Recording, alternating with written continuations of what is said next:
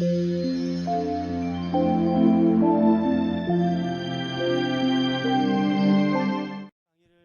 이제 시작하겠습니다. 저 이게 아주 좀 오래된 얘기예요. 몇 달 전 얘기인데요. 제가 열방대학에 이제 출근해서 사무실에서 업무를 보는데 갑자기 자매 간사들이요. 막 이렇게 막 자기들이가 묻더라고요. 그래서 뭐야 이게?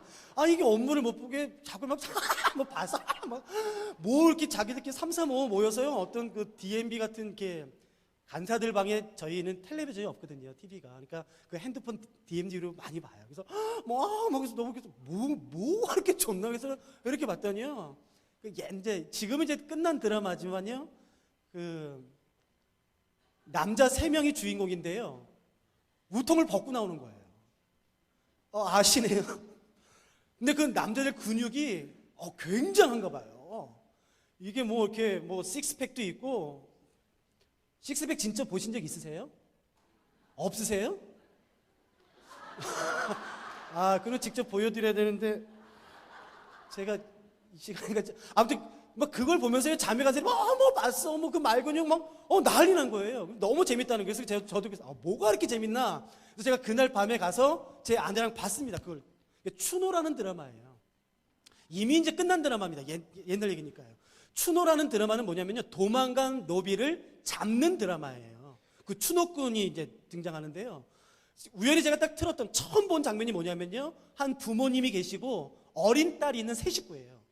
어린 딸이 한 초등학교 3, 4학년 됐을까요? 한 9살, 10살 됐을 법한 아주 어린 예쁜 딸을 데리고요 도망가는 거예요.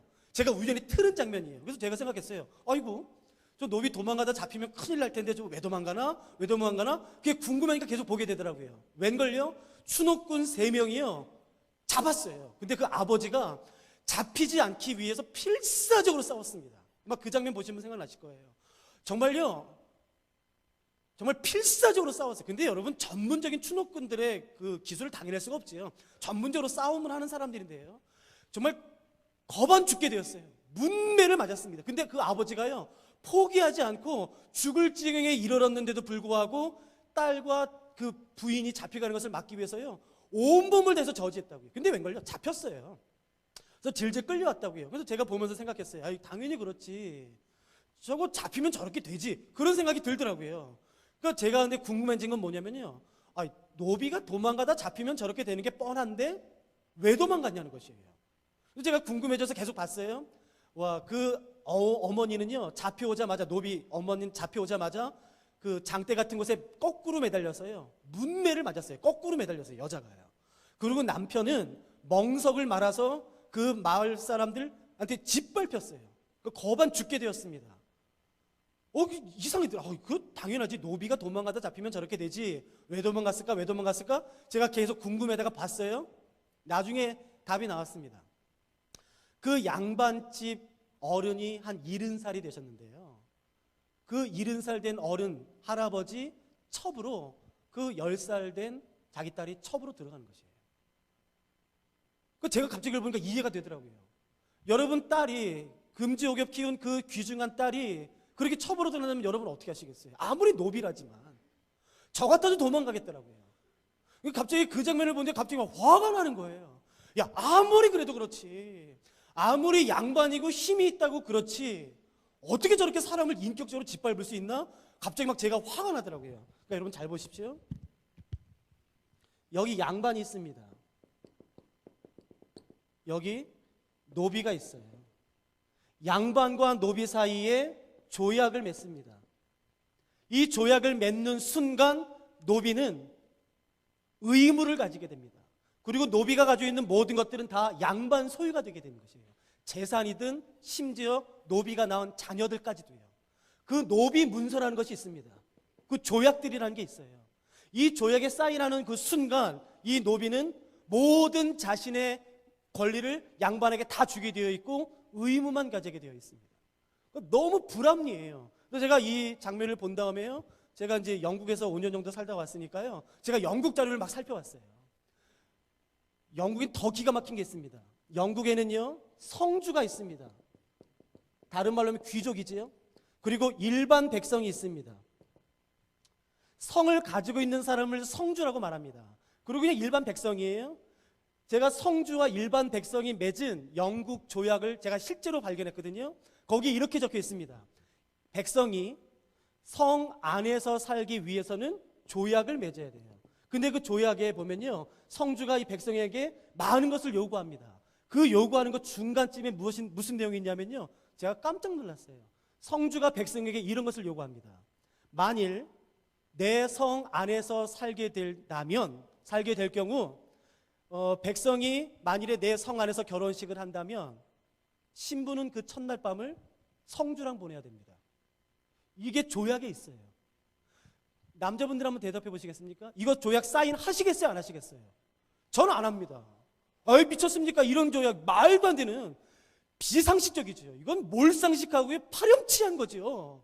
이걸 어떻게 사인합니까? 여러분, 내 사인할 수밖에 없어요. 왜냐하면요, 이 당시 성 밖에는 수많은 야만족들이 있었습니다. 그 야만족들은 때로 몰려다니면서 가난한 백성을 짓밟고 강탈하고 약탈하고 심지어 여자들을 겁탈까지 했었어요. 그러니까 그런 것을 내 힘으로 당해낼 수 없다면 어쩔 수 없이 그 성 안에서 살 수밖에 없습니다. 그래서 성의 보호를 받고 그 성주의 군인들의 도움을 받을 수밖에 없어요. 내가 스스로 싸워서 대항할 힘이 없다면, 여러분, 그 도적대들은요, 몇 명이 아니에요. 수십 명, 수백 명입니다. 근데 나 혼자 어떻게 대항합니까? 그러니까 내가 대항해서 싸울 수 없다면 어쩔 수 없이 성주가 내미는 그 조약문에 사인을 해야 돼요. 근데 여러분, 그 조약에는요, 말도 안 되는 정말 파렴치한 것들이 있습니다. 그래서 제가 그날 밤에 여러 가지 문서들을 다 살펴봤어요. 여러분, 땅을 가지고 있는 사람을 지주라고 말합니다. 이 땅을 빌려서 농사 짓는 사람을 소장농이라고 말합니다. 여러분, 소장농이 지주에게 땅을 빌립니다. 한 해 동안 열심히 농사를 집니다. 한 해 동안 열심히 농사를 져서 그 수확물의 몇 퍼센트를 지주에게 주는지 아십니까? 50% 아닙니다. 그건 경주 최씨 부자 때 처음 생긴 것이고요. 그 이전에는 제가 실제로 문서를 발견했거든요. 70에서 80%입니다. 내가 한 해 농사를 지는데요, 지주는 아무것도 안 합니다. 내가 농사 짓는 것이에요. 땅을 빌려서요. 70에서 80%를 바칩니다. 그러면은 저에게 20%입니까? 아니에요. 이 중에 10%는 나라에 바칩니다. 그리고 5%는 지방 관료에게 바칩니다. 그러니까 나에게 돌아오는 것은 겨우 5%예요. 그러니까 내가 한 해 농사 져서 10가마니를 생산했다, 나에게 돌아오는 것은 반가마니입니다. 반가마니. 자, 여러분, 이 사인 하시겠습니까? 안 하시겠습니까? 어이, 말이 되냐, 이런 거. 아니, 내가 농사를 졌는데 왜 당신이 7, 80%나 갖고 나는 5%밖에 안 갔나? 이건 불합리하다. 이건 말도 안 된다. 나 사인 안 해. 하지 마라. 여러분, 그러면 지주냐, 다른 사람한테 또 사인하는 것이에요. 하기 싫으면 관둬. 그러나 여러분, 기억하십시오. 땅이 없는 경우 어쩔 수 없어요. 내가 땅이 없기 때문에 그나마 5% 반가만이라도 얻기 위해서 여기에 사인을 해야지만 됩니다. 너무 불합리한 것이에요. 마지막 하나만 더 보시겠습니까? 여기 아주 힘이 센 왕이 있습니다. 아주 힘이 약한 왕이 있습니다. 이 강한 왕이 약한 왕을 정복했습니다. 다 무너뜨렸어요. 도시들을 다 불태웠습니다. 그리고 이 약한 왕, 잡힌 왕 목에다 칼을 딱 댔습니다. 그래서 이렇게 말하는 것이에요. 내가 너 살려줄 테니까 너희 한 해 세금의 80%를 나한테 조공으로 바쳐라. 80%나요? 그러면 우리는 뭐 먹고 삽니까? 싫어? 그러면 죽이는 것이에요. 그러면 다른 사람을 세웁니다. 목에다 칼을 대고 말하는 것이겠죠? 내가 너를 살려줄 테니까 너네 한 해 세금의 80%를 나한테 바쳐라. 예, 알겠습니다. 그리고 내가 너한테 요구할 때마다 남자 군대를 보내라. 예, 알겠습니다. 땅을 바쳐라. 예, 여자를 보내라. 예. 그게 조약이에요. 여러분, 이 조약에 사인 안 하면요, 죽습니다. 그러니까 약한 왕, 소장농, 힘없는 백성, 노비들은 이런 조약에 사인할 수밖에 없어요. 여러분, 이 조약을 좀 어려운 말로 뭐라고 그러냐면요, 종주권 조약이라고 말하는 것입니다. 수저로인티 카버넌트라는 좀 어려운 전문 용어지만 종주권 조약이에요. 그러니까 여러분 생각해 보십시오. 이런 종주권 조약은 평등하겠습니까? 불평등하겠습니까? 당연히 불평등하지요. 누구를 위한 조약이겠습니까? 강한 사람들 편이에요. 가진 사람들 편이에요. 그러면 약한 사람, 소장농, 일방 백성, 노비들은요, 어쩔 수 없는 것이에요. 너무 파렴치한 것이고 불합리하고 말도 안 되고 비상식적인 이야기라 할지라도 어쩔 수 없이 사인할 수밖에 없습니다. 살아남기 위해서는요. 그러니까 여러분 보십시오. 이 강한 왕, 지주, 성주, 양반이 약한 자들, 없는 자들에게 요구하고 있는 요구사항을 보면 그래도 이 강한 자들이 그래도 좀 인격적인지, 그래도 좀 괜찮은지, 아니면 정말 파렴치한 범인지 알 수 있어요. 여러분 한번 생각해 보십시오. 내가 성을 가지고 있는 성주 귀족입니다. 백성들이 내 성 안에서 살고 싶어 해요. 내 성 안에서 살기 위해서는 무조건 내가 어떤 것을 요구한든지 간에 다 사인을 하고 그걸 다 들어줄 수밖에 없습니다.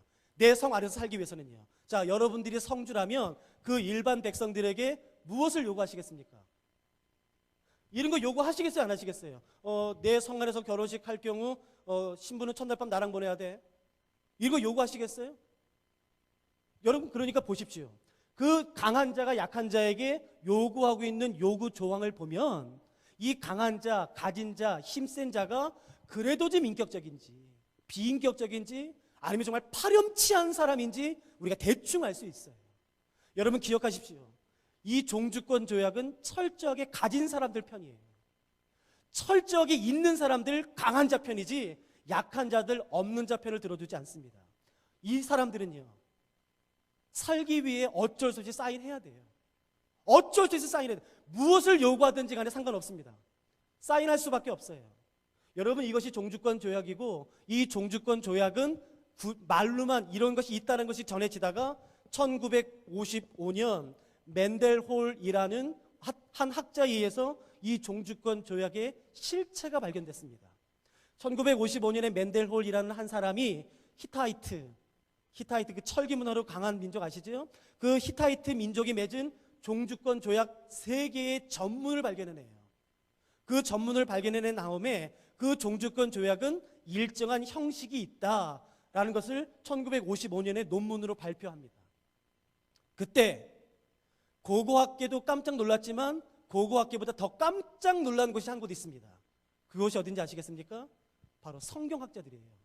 왜냐하면 1955년 이전까지 우리가 가지고 있는 이 구약 성경, 신약 성경이든 다 합쳐서 66권 가운데 이 한 권은 구조가 없다라고 생각했던 것이에요.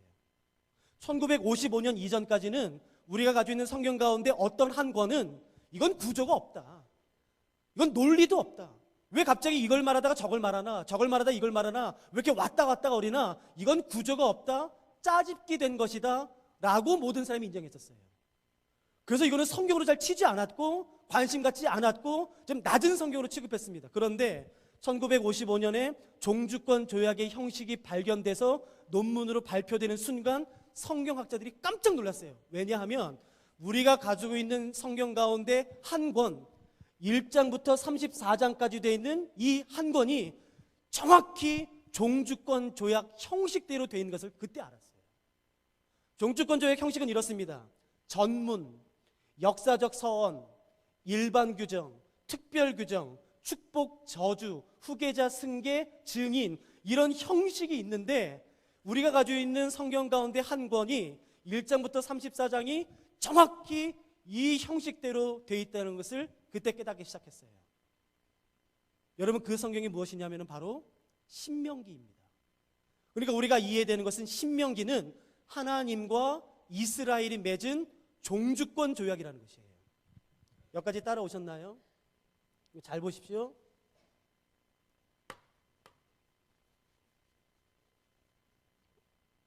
그러니까 신명기는 뭐냐면요, 여기 하나님이 계십니다. 여기 이스라엘이 있어요. 하나님은 가지신 자 편입니다. 강한 자 편이에요. 이스라엘은요, 약한 자 편입니다. 아무것도 없는 자 편이에요. 가난한 자 편이에요. 이때 이스라엘은요, 430년 동안 애굽에서 종노릇 하다가 그냥 허드렛 일 하다가 가치 없는 삶 살다가 출애굽시켰습니다.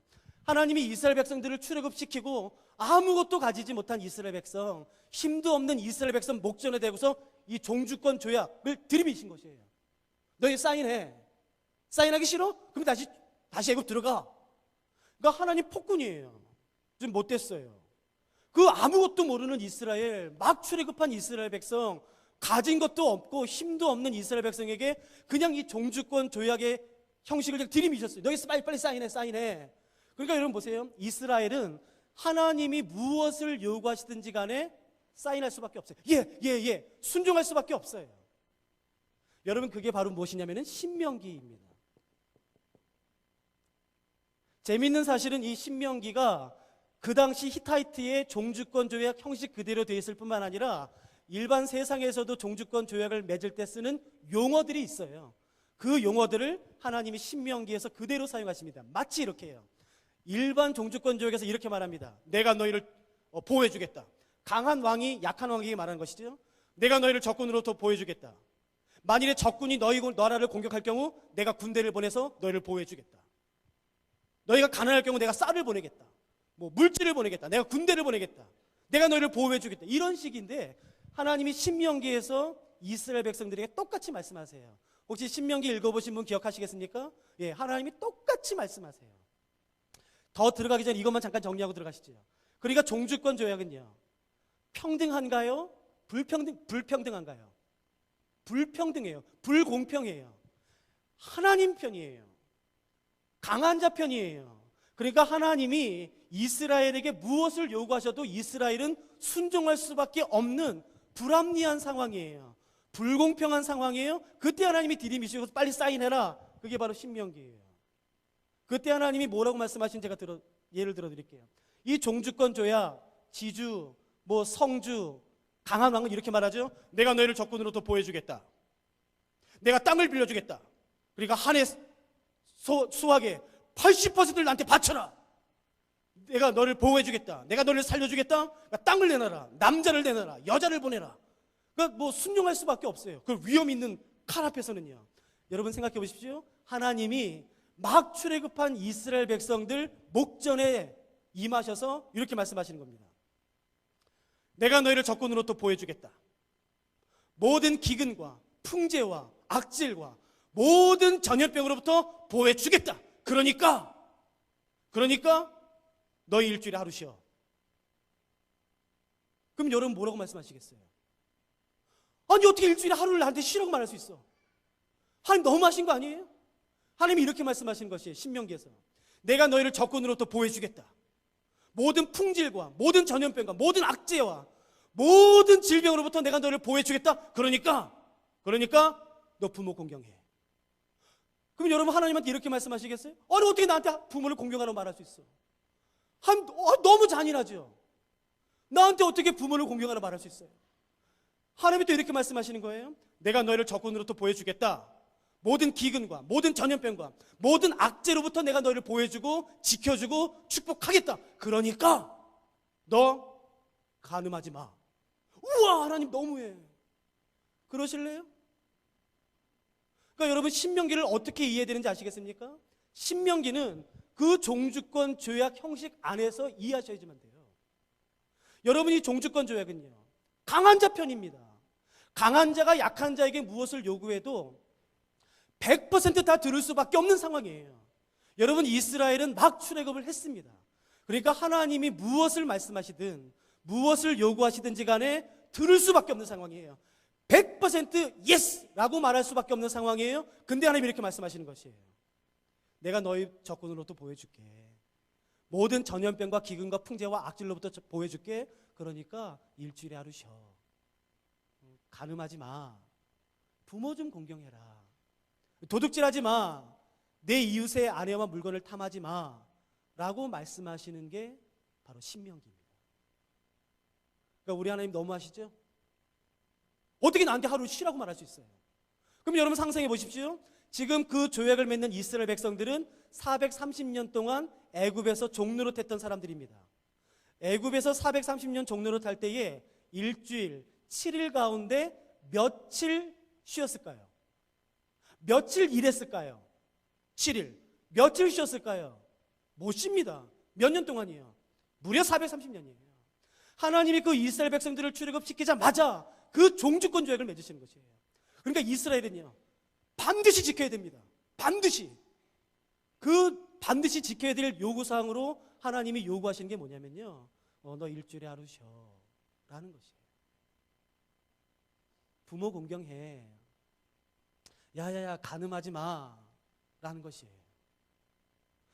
여러분, 제가 아까 단서를 깔았던 거 기억나시겠습니까? 강한 왕이 약한 왕에게 무엇을 요구하는지 그 요구 조항을 살펴보면은 그 강한 왕의 인격을 알 수 있다고 말씀드렸어요. 그래도 괜찮은지, 그래도 인격적인지, 아니면 파렴치한 범인지 대충 알 수 있다고 말씀을 드렸습니다. 자, 그럼 보십시오. 신명기에서 하나님이 이스라엘에게 요구하고 계시는 그 조항들을 살펴볼 때에 하나님은 어떤 분이신 것 같으세요? 못됐죠? 파렴치한가요? 아니요. 여러분, 신명기에서 하나님도 이렇게 말씀했어요. 저는 그 말씀 보고서요, 제 속으로 좀 많이 울었었어요. 신명기 23장에 하나님이 이렇게 말씀하세요. 이스라엘한테요. 찾지 마세요. 너희가 적군을 치러 나아갈 때예요. 그러니까 전쟁할 때입니다. 전쟁에서 이겼을 경우가 되겠죠. 전쟁에서 이겼을 경우 절대로 하면 안 되는 게 신명기 23장에 기록되어 있습니다. 하나님이요, 이 종주권적에서 너 반드시 지켜야 돼. 너 전쟁에서 이겼다고 절대로 이거 하면 안 돼. 자, 여러분 상상해 보세요. 여러분들이 하나님이시라면 그 이스라엘 백성들에게 전쟁에서 이겼을 경우 절대로 하면 안 되는 걸 말씀할 겁니다. 자, 어떤 거 요구하시겠습니까? 전쟁에서 이겼다고 절대로 하면 안 되는 거.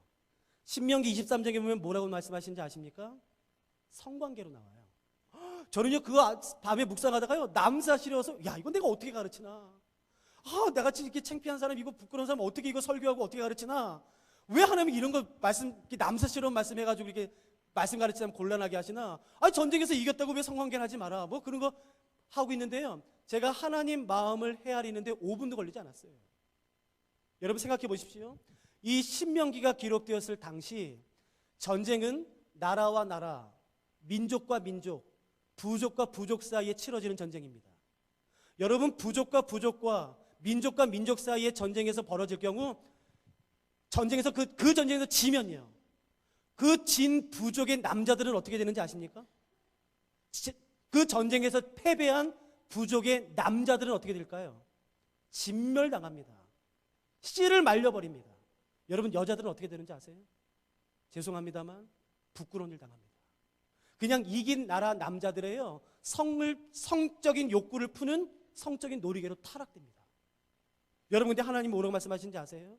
이스라엘 백성들한테 이렇게 말씀하신 거예요. 내가 너희를 보호해줄게. 내가 너희 부자 되게 해줄게. 적군으로부터 보호해줄게. 모든 전염병과 풍질과 악재로부터 보호해줄게. 그러니까 너희 전쟁에서 이겼다고 그 짓 하지 마.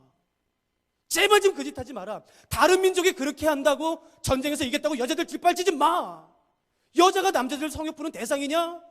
너네 제발 그 짓만 하지 마. 그 짓만 안 하면 내가 너희 축복해줄게, 보호해줄게 라고 말씀하시는 분이 우리 하나님이세요. 여러분, 또 레위기에서 뭐라고 말씀하는지 아십니까? 내가 너희 부자 되게 해줄게. 여러분, 이런 말씀 많이 쓰셨죠? 하나님이 이렇게 말씀하세요. 내가 너희 머리가 되게 해줄게, 그리고 꼴이 되지 않게 해줄게. 꾸어줄지언정 꾸임받지 않게 해줄게. 여러분, 이거 많이 들으셨잖아요. 예, 하나님이 그렇게 말씀하세요. 내가 너희가 머리가 될지언정 꼬리가 되지 않게 해주겠다. 꾸어줄지언정 꾸임받지 않게 해주겠다. 내가 너희가 부자 되게 해주겠다. 모든 나라와 민족 가운데 뛰어나게 해주겠다. 그러니까 추수할 때라고 되어 있어요.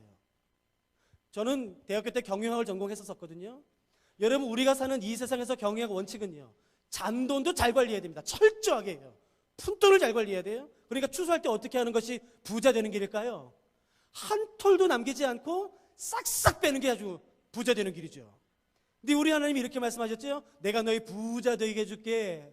머리가 될지언정 꼬리가 되지 않게 해줄게. 꾸어줄지언정 꾸임받지 않게 해줄게. 그러니까 추수할 때 모퉁이까지 싹싹 빼라. 그렇게 말씀하셨죠? 아니요, 그렇게 말씀하지 않으셨어요. 내가 너희 모든 민족보다 뛰어나게 해줄게. 번성하고 부자 되게 해줄게.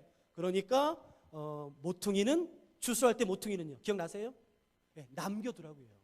여러분, 그건 우리가 지금 사는 이 세상의 경영학 법칙과 경제 원칙과 재테크와 정면으로 충돌됩니다. 아니요, 그렇게 하면 부자 못 됩니다. 이해되시죠? 그거 모퉁이 남겨두면 부자 절대로 못 됩니다. 그러나 우리가 믿는 하나님의 말씀에는요, 모퉁이 남겨두라고 되어 있는 것이에요. 그리고 그 이유가 다음에 나와 있습니다. 뭐지요?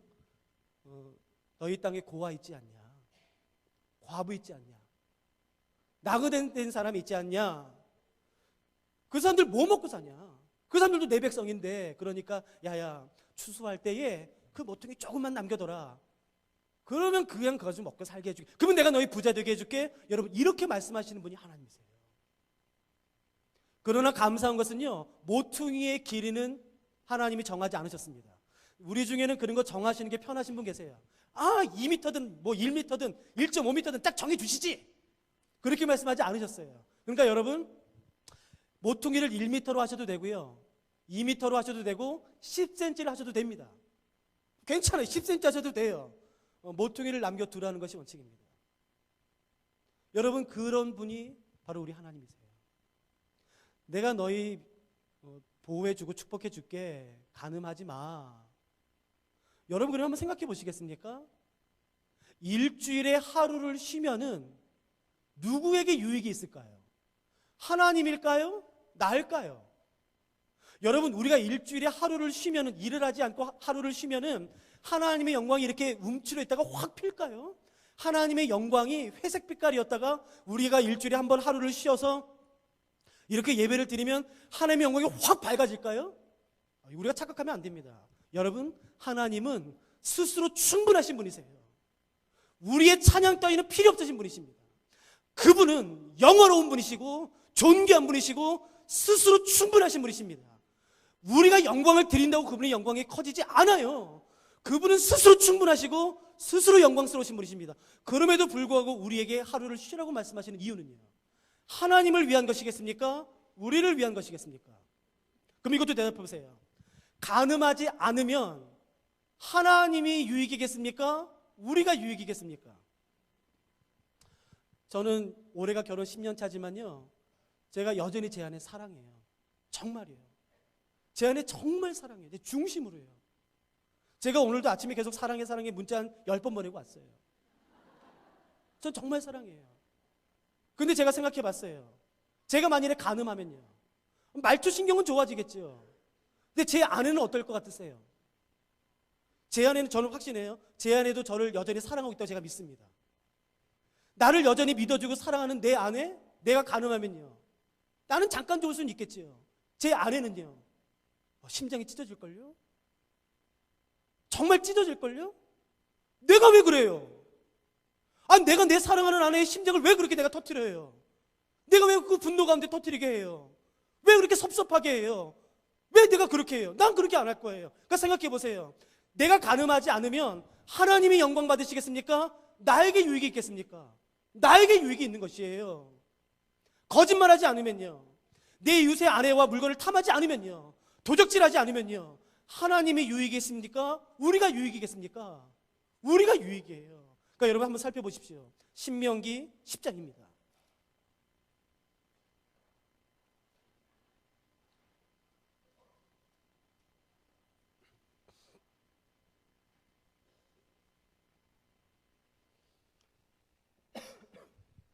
신명기 10장 12절부터 13절을 제가 읽어드리겠습니다.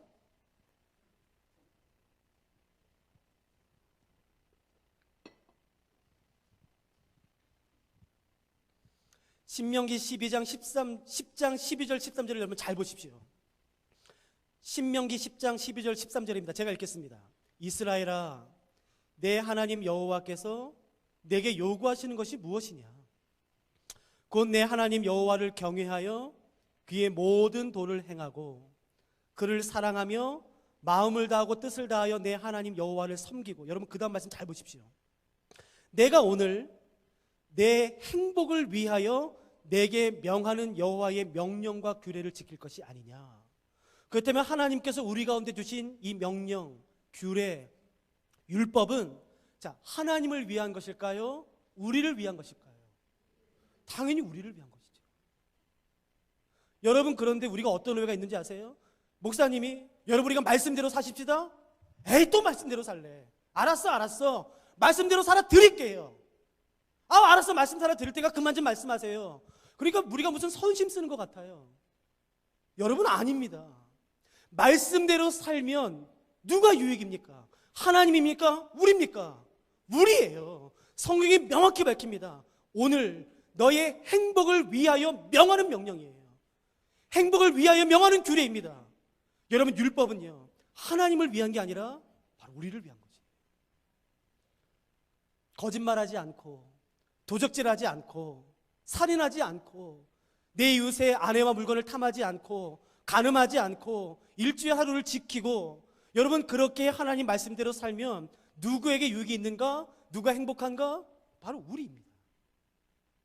그러면 생각해 보시죠. 우리 안에 오는 불행의 원인은 무엇입니까? 우리가 왜 이렇게 불행합니까? 하나님 말씀이 있음에도 불구하고 명확하지요. 우리가 이런 말을 해요. 하나님 말씀은 너무 지키기 힘듭니다.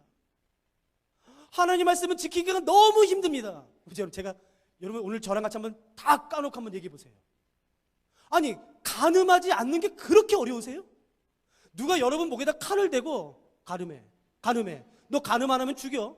그렇게 하신 분 있으세요? 물론 그럴 수 있지요. 만에 하나, 1억 분에 하나 그럴 수 있지요. 우리 중에 그런 분은 아무도 없어요.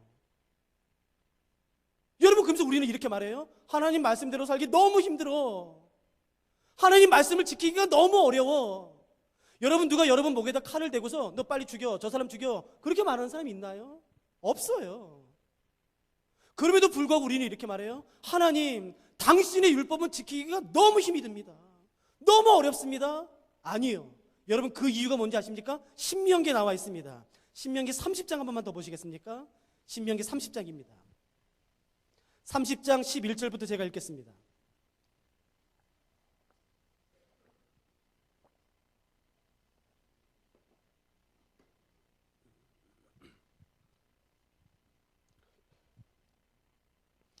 신명기 30장 11절부터 14절을 제가 읽어드릴 테니까 여러분 잘 보십시오.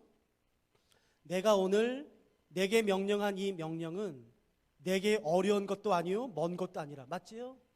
하나님이 이렇게 말씀하셨어요. 왜요? 이스라엘 백성들이 그렇게 불평했거든요. 너무 어렵다고. 12절 읽겠습니다. 하늘에 있는 것이 아니니 내가 이르기를 누가 우리를 위하여 하늘에 올라가 그의 명령을 우리에게로 가지고 와서 우리에게 들려 행하게 하려 할 것이 아니요 이것이 바다 밖에 있는 것이 아니니 내가 이르기를 누가 우리를 위하여 바다를 건너가서 그의 명령을 우리에게로 가지고 와서 우리에게 들려 행하게 하려 할 것도 아니라. 분명히 말합니다. 하나님, 당신의 율법은 지키기가 너무 힘이 듭니다. 왜냐하면 당신의 율법은 저 하늘에 있습니다. 저 바다 끝에 있습니까? 우리가 그러니까 어떻게 지킵니까? 근데 하나님 분명히 말씀하세요. 아니야. 내 율법은, 내 명령과 규례는 저 하늘 끝에 있지 않아. 바다 끝에 있지 않아. 어디 있는지 아세요? 14절에 나와 있습니다. 오직 그 말씀이 내게 매우 가까워서 내 입에 있으며 내 마음에 있은즉 내가 이를 행할 수 있느니라 라고 되어 있어요. 여러분, 하나님의 말씀이 우리 마음에 있대요. 그럼에도 불구하고 우리가 지키지 못하는 이유는, 그러니까 단순하게 뭐겠습니까? 하나님의 말씀이 우리 마음에 있다면, 그럼에도 불구하고 우리가 지키지 못한다면 그 이유는 무엇이겠습니까? 단 하나예요. 뭐지요? 무엇이 없는 겁니까? 마음이 없는 것이에요. 하나님의 말씀을 지키고 싶은 마음이 없는 것이에요. 여러분, 하나님 말씀을 지키면 그 유익은 우리가 받는 것입니다. 도적질하지 않으면, 살인하지 않으면, 간음하지 않으면, 거짓 증거하지 않으면 뇌물을 받고, 여러분 하나님이 신명기 말씀하신 거 기억나세요? 너 재판관이냐? 잘했다. 공부 많이 했지요. 그래, 너 재판할 때에 뇌물 받고 억울한 사람들의 송사 그거 꺾지 마 라고 돼 있어요. 뇌물 받고 재판을 굽히지 마. 그렇게 하면은 내가 너 부자 되게 해줄게, 보호해 줄게 라고 되어 있어요. 말씀을 지키면 그 유익은 누가 얻습니까? 우리가 얻는 것이에요. 근데 우리는 완전히 반대로 생각하고 있어요. 내가 하나님을 위해서 지켜드릴게요. 내가 지켜드릴게요. 아닙니다. 그 말씀을 지키면 그 유익과 그 행복은 고스란히 우리의 몫이 되는 것이에요. 여러분, 이 말씀대로 살았을 때에 이스라엘은 여호수아 시대를 거칩니다. 정복하고 땅을 받고 땅을 분배합니다. 근데 여러분, 이스라엘 백성들이 하나님 말씀대로 사는 게 자존심이 많이 상했나 봐요. 자존심이 상했나 봐요. 그래서 하나님 말씀대로 살기가 싫었나 봐요. 마치 우리처럼. 그래서 하나님이 이스라엘 백성들한테 이렇게 하셨어요. 그래? 내 말씀대로 살기 싫으냐? 그래, 한번 네 맘대로 살아봐라. 네 맘대로 살아봐라. 그래서 성경은 그때를 뭐라고 기록하고 있느냐면은 이렇게 기록합니다. 그때에 이스라엘의 왕이 없으므로 자기 소견에 옳은 대로 행하더라 라고 기록되어 있어요. 여러분 보세요. 그러니까 하나님 말씀이 기준이 아니라 내 마음이 기준으로 이제 사는 삶이 됐습니다. 그러니까 더 행복해지겠죠? 더 번영했겠지요? 더 살기 좋아졌겠지요? 왜요? 에이, 내 하나님 말씀 싫어. 내가 자존심 있지. 내가 왜 당신 말씀대로 살아? 나도 생각이 있고 이성이 있는데, 판단할 능력이 있는데 내가 왜 당신 말씀대로 살아? 싫어. 자존심 상해? 그래? 그러면 네 마음대로 살아봐라. 그러니까 여러분, 자기 소견에 옳은 대로 행동했던, 살았던 그 시대는요, 더 행복했겠지요. 더 번영했겠지요. 정말 최고의 태평성대를 거뒀겠지요. 성경은 그 시대를 일컬어 뭐라고 부르는지 아십니까? 예, 사사시대라고 일컫습니다. 사사시대의 가장 중요한 특징이 무엇인지 아십니까? 이것입니다. 그때에 이스라엘의 왕이 없으므로 자기 소견에 옳은 대로 행하더라. 사사시대의 가장 중요한 특징이 뭔지 아십니까? 하나님 말씀이 기준이 아니라 자기 마음이 기준이에요. 자기 생각이 기준입니다. 혹시 사사기를 읽어보지 않으신 분은 사사시대가 어떤 시대인지 알기 위해서는요, 사사기를 읽으실 필요가 없습니다. 제 말 믿으십시오. 괜찮습니다. 사사시대? 내가 모르는데 사사기 안 읽어봤는데, 사사시대 알고 싶으시면 굳이 사사기를 안 읽으셔도 됩니다. 오늘 모임 마치시면 교회에 나가신 다음에 그냥 편의점에 하나 들리십시오. 편의점에 들리셔서 지금 대한민국에서 나온 어떤 신문이든지 신문을 펴서 읽으십시오. 여러분, 그 신문의 내용이 사사기에 나오는 내용과 똑같습니다. 집단 강간, 잔인함, 연쇄살인, 토막살인, 무자비함, 음란함, 제사장이 처벌됩니다. 레위인이. 여러분, 그 시대가 어떤 시대인지 아시겠습니까? 사사시대예요. 자기 소견대로 살았으면, 자기 마음대로 살았으면, 하나님 마음 말씀에 순종하는 게 자존심 상해서 내 마음대로 살았으면 더 좋아져야 되잖아요. 아니요, 사사시대는 명확히 밝힙니다. 여러분, 그 시대는요, 음란으로 가득 찼을 때예요. 수많은 음란함과 잔인함과 무자비함이에요. 여러분, 12 토막살인 사건이 사사기에 기록되어 있습니다. 얼마 전에 수원에 토막살인 난 건 기억나십니까? 무자비함이에요. 무자비함. 어린아이를 내 성욕을 채우기 위한 도구로 전락시키는 것입니다. 여러분, 지금 우리가 살고 있는 이 한국 시대는 누가 봐도 사사시대입니다. 사사기에 나오는 내용과 똑같습니다. 여러분, 레위인, 오늘날로 말하면 하나님의 종이라고 말하는 사람들이죠. 처벌됩니다.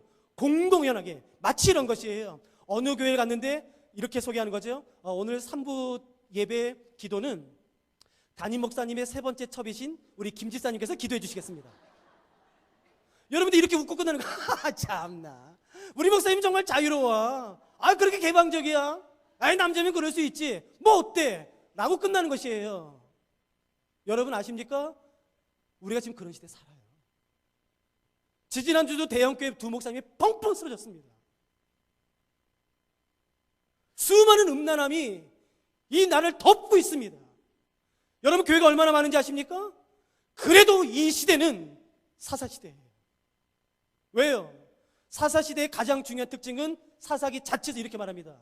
그때에 이스라엘의 왕이 없으므로 자기 소견에 옳은 대로 행하는 거지. 여러분, 우리가 사는 이 시대에 죄는 없습니다. 네, 죄는 없습니다. 죄가 뭔 줄 아십니까? 내가 싫어하는 게 죄예요. 아무리 성경에서 그거를 죄라 목사님이 절대로 그거 하면 안 된다, 그건 죄라 말해도 내가 좋으면 하는 것이에요. 아무리 하면 안 된다 해도 내가 좋으면 하는 것입니다. 이런 반대예요. 이걸 하셔야 됩니다. 이게 바른 것입니다. 이렇게 살아야 됩니다. 라고 말을 해도 내가 싫으면 안 하는 것이에요. 그러니까 죄의 기준이 무엇인지 아십니까? 이 말씀이요? 아닙니다. 죄요? 내 마음입니다. 내가 싫은 게 죄예요. 내가 싫어하는 게 악입니다.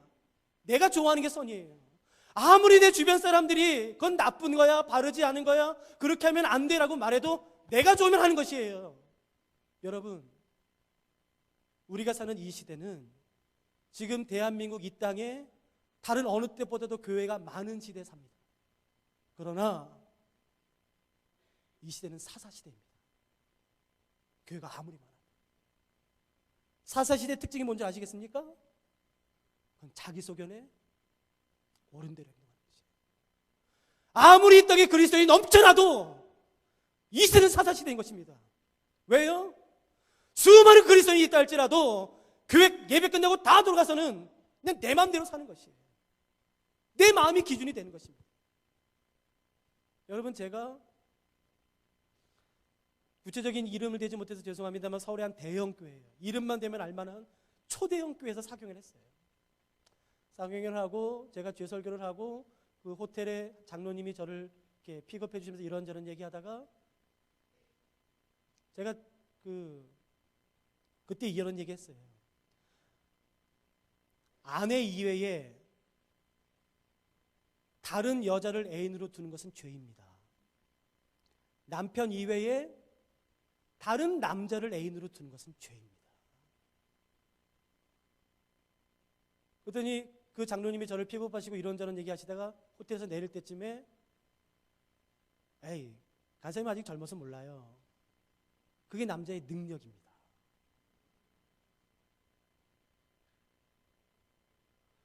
여러분, 지금 우리가 그런 시대에 살아요. 죄송합니다. 여러분도 그러시겠습니까? 아니요. 그럼 저 다음부터 부르지 마십시오. 저는 오늘 분명히 말하고 싶습니다. 아내 이외에 다른 여인을 갖는 건 죄송합니다만 죄입니다. 남편 이외에 다른 남자를 갖는 것은 죄송합니다만 죄입니다. 끊으셔야 됩니다. 힘드셔도 끊으셔야지만 됩니다. 내가 아무리 좋아도 안 되는 건 안 되는 것이에요. 죄는 죄인 것입니다. 문화가 아닌 것이에요. 능력이 아닌 것입니다. 죄인 것이에요.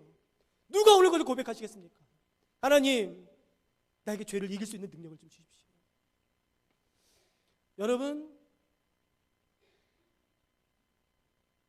수많은 이 대한민국의 언론들이 지금 교회를 향해서 비판합니다. 교회가 더 썩었어. 교회가 더 돈을 밝혀. 교회가 더 음란해. 교회가 더 그래. 하고 정말 자존심 상해요. 근데 여러분, 저는 이때에 우리 교회가 해야 되는 말은, 세상에 대해서 하는 말은, 해야만 하는 말은 한마디로 저는 확신합니다. 한마디예요. 이 말 이외에는 하면 안 된다고 생각해요. 그건 이것입니다. 죄송합니다. 우리가 잘못한 것이에요. 우리가 잘못했죠. 여러분, 이 땅에 그리스도인이 넘쳐납니다. 그런데 왜 사사시대가 왔습니까? 왜 여전히 영적 거장들이 뻥뻥 쓰러집니까? 제가 쓰러질 때마다 제 아내와 그 기사 읽을 때마다 항상 이런 얘기 했어요. 여보, 다음엔 나다. 난 그분들 발꿈치도 못 간다. 그분들의 성경에 대한 지식과 해박한 지식과 그 지식, 일반 세상 지식과 영성과 영적인 경험들, 그런 능력들은 나랑 비교할 수도 없다. 난 그분들 발꿈치도 못 간다. 근데 그분들이 뻥뻥 쓰러졌다. 여보, 그 다음 나다. 그 다음 나. 제가 항상 그 말이에요. 전 자신 없어요. 저기서 매일 무릎 꿇어요. 그래서 내가 죄가 나를 지배하지 않도록, 죄가 나를 주장하지 않도록 나를 좀 도와주십시오. 전 자신 없습니다. 전 믿지 마십시오. 전 일편에서 그 기도만 할 거니까요. 여러분, 사사시대 특징 아시겠습니까? 여러분, 근데 재밌는 사실은요, 이 세상의 사회학자들도요, 지금 이 시대를 이렇게 진단하던데요. 한 단어로 포스트 모더니즘이라고 말하던데요. 여러분, 포스트 모더니즘의 뜻을 아십니까? 절대 진리가 없는 때라는 것이에요. 맞아요. 이게 잘 진단했다 제가 생각합니다. 사회학적 용어로는 포스트 모더니즘, 절대 진리가 없는 것이에요. 절대적인 기준이 없는 것입니다. 성경으로 말하면요, 이건 사사시대예요. 사사시대예요. 누가 말해도 이건 사사시대입니다. 여러분, 누가 지금 이 사사시대를 끊고 싶으십니까? 울산 태화교회에 주어진 사명이 무엇입니까? 자기 마음을 기준 삼아 살았을 때 절대로 그 삶을 진실해 줄 수 없어요. 제가 암기하고 있는 성경 한 구절이 있습니다. 예레미야 17장 9절에 이런 말씀이 있어요. 이 세상에 있는 모든 만물보다 심히 거짓되고 부패된 게 있대요. 여러분, 생각해 보십시오. 예레미야 17장 9절에서 이렇게 말합니다. 이 세상에 있는 수많은 모든 만물 가운데 가장 거짓된 게 있다. 가장 거짓된 거. 그리고 가장 부패되고 냄새나서 썩은 게 있다. 우유 썩은 냄새보다 더, 분뇨보다도 더 썩은 게 있답니다. 여러분, 그 예레미야 17장 9절에 보면 그게 뭔지 아십니까? 예레미야 17장 9절입니다. 이렇게 되어 있어요. 세상의 모든 만물보다 심히 거짓되고 부패된 것이 있는데 이것이 바로 사람의 마음이다 라고 되어 있어요.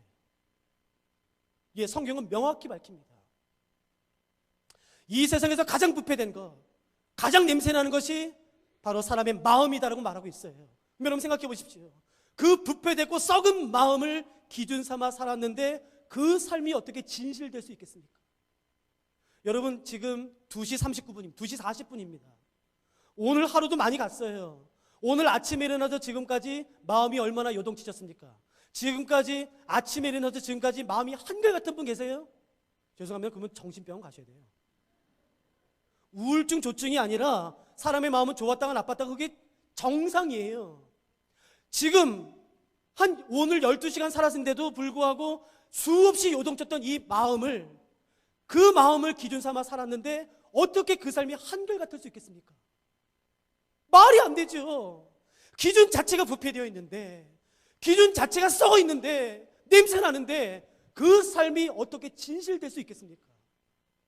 그 기준 자체가 하루에도 수십 번 요동을 치는데 어떻게 그 기준 삼아 산 삶이 한결같을 수 있겠습니까? 그러니까 방법은 하나예요. 내가 정말 한결같은 삶을 살고 싶다면, 내가 정말 진실된 삶을 살고 싶다면 그건 내 마음을 의지해서는 안 되는 것입니다. 베드로전서 1장 24절과 25절에 풀은 마르고 꽃은 시들지만 이 세상에 변하지 않는 것이 하나 있다고 말합니다. 그게 무엇인지 기억하시겠습니까? 예, 말씀. 하나님의 말씀. 그 하나님의 말씀을 내 삶의 기준 삼아 살고 싶은 것이에요. 내가 아무리 원한다 할지라도, 내 말투신경이 아무리 자극되고 나를 흥분시키고 내가 너무너무 좋아하는 것이라 할지라도 안 해! 라고 말하고 싶은 것이에요. 너 안 해! 주변에서 말하겠지요. 야야 이거 해. 너 좋아했잖아. 너 이거 할 수 있는 돈도 있잖아. 야야 이거 해. 너 이거 좋아했잖아. 그때 우리가 이렇게 말하고 싶은 것이에요. 그래, 내가 이거 좋아했었지. 내가 이거 미치게 좋아했었지. 이제 안 해! 라고 말하고 싶은 것이에요. 사람들이 묻겠지요. 왜 안 해? 너 이거 좋아하잖아. 그래, 내가 지금도 좋아해. 근데 안 해. 내가 믿는 하나님의 말씀에 그거 죄래. 그거 아니래. 나 그러니까 안 해. 그러면 만나서 밤새도록 이야기하면 너무너무 좋겠다 싶습니다. 세상에서 교회를 향해 더 음란해, 더 타락했어, 더 돈 밝혀, 그런 말은 너무 부끄러워요. 그런데 욕먹는 건 안 부끄럽습니다. 정말 욕먹는 건 안 부끄럽습니다. 이런 욕 들으면 정말 좋겠습니다. 아이, 교회는 바보야.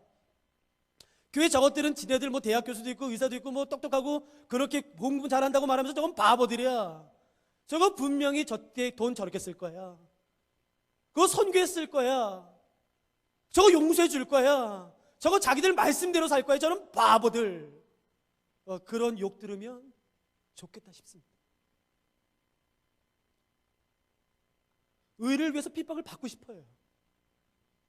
그런 분 안 계십니까?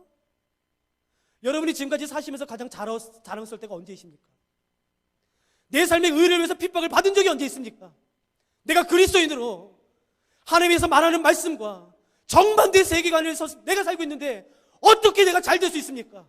핍박을 받는 게 당연하지. 박해를 받는 게 당연하지요. 여러분, 의를 위해 핍박을 받는 사람이 복이 있다고 성경이 말씀하셨어요. 우리 중에 이 의에 줄이고 목마르신 분이 안 계십니까? 내가 어떤 상황에서든지 간에 하나님의 나라와 하나님의 의를 먼저 구하고 싶은 분 안 계십니까? 죄송합니다. 시작부터 너무 심각한 얘기해서. 아니요, 저는 이 얘기를 시작하고 싶었어요. 하나님 말씀을 기준 삼아 살고 싶어요. 여러분, 그래서 제가 울산태화교회 이번에 구약 세미나를 준비하면서 제가 기도할 때에 하나님이 제게 주신 한 말씀이 있습니다. 제가 주께 받은 계명이 있습니다. 감히 이렇게 말씀드립니다. 제가 여러분들을 위해서 기도할 때에 하나님께서 여러분들에게 말씀하길 원하시는, 여러분들에게 계명으로 주길 원하시는 제가 주께 받은 계명이 있습니다. 근데 여러분이 순종하기를 원하시면 그 말씀이 무슨 말씀이든지 아멘 하실 수 있으면 제가 그때 말하려고 해요. 하실 수 있으시겠습니까? 여러분, 제가 주께 받은 계명이 있어요. 그것이 내가 손해가 되는 것이 할지라도, 내 자존심이 상해도, 내가 많은 손해가 있어도 여러분 지킬 자신 있으십니까?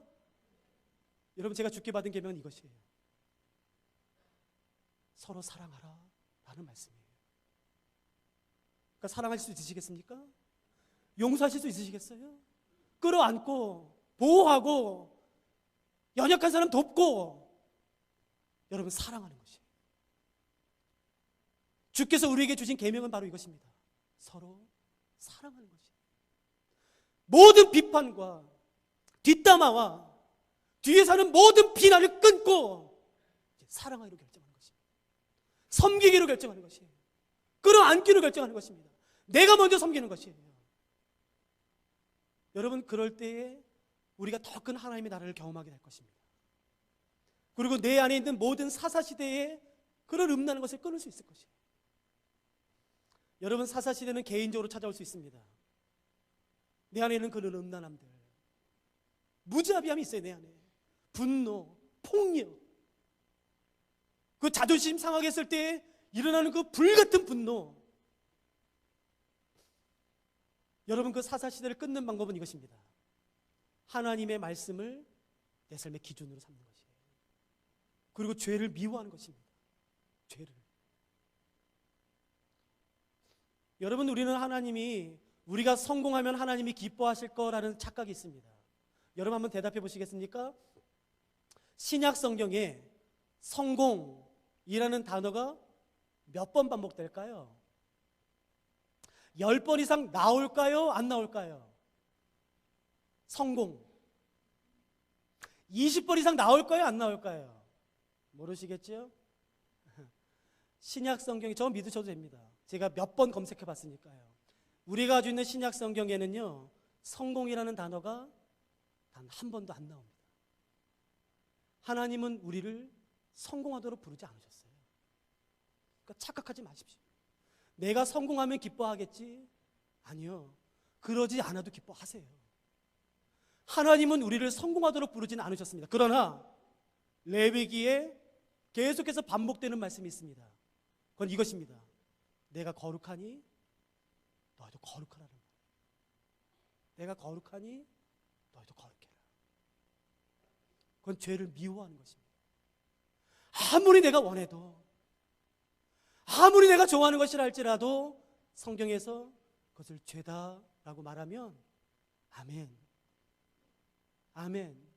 하나님, 내가 이것을 죄로 인정합니다. 그러나 내가 너무 좋아합니다, 이것을. 그러니까 하나님, 이것을 끊을 수 있는 힘을 주십시오. 도와주십시오. 내가 정말 하나님 말씀대로 살고 싶습니다. 여러분, 그렇게 몸부림치는 것이에요. 그 말씀을 기준 삼아 살 때에 우리에게 행복이 주어집니다. 저는 제 아내의 행복을 위해서 저는 간음하지 않으려고요. 나쁜 놈이죠? 아니요. 저는 제 아내도 저를 위해서 지켜줄 거라 제가 생각해요. 말씀대로 살면 우리에게 행복이 임합니다. 그리고 정말 자세히 생각해 보면 말씀 지키는 거 어렵지 않아요. 이거 어렵지 않아요. 뭐 이렇게 어렵지 않아요. 아주 쉽습니다. 여러분, 그래서 이 말씀으로 이제 시작하고 싶습니다. 여러분, 수요일까지 긴 시간일 수 있습니다. 근데 여러분, 말씀을 나누기에는 짧은 시간이에요. 여러분, 우리가 이 기간 동안 한 가지라도 내 죄를 끊지 않으시겠습니까? 이 죄, 남한테 말하지 않으셔도 돼요. 나와서 기도하시면 안 되시겠습니까? 하나님, 내 이 기간 동안에 이 죄 끊을 수 있도록 도와주십시오. 내 이 죄, 이 연약함 내가 극복하고 이기고 주의 말씀을 내가 기준 삼아 살 수 있도록 하나님 도와주십시오. 내가 몸부림칩니다. 요즘 그렇게 나간다면 하나님이 얼마나 기뻐하실까, 좀 그런 생각합니다. 여러분, 저희가 지금 잠깐 쉬었다가 하시면 어떨까요? 저희가 10분만 쉬고요. 그 다음에 1시간 또 하고서 오늘 마치도록 하겠습니다.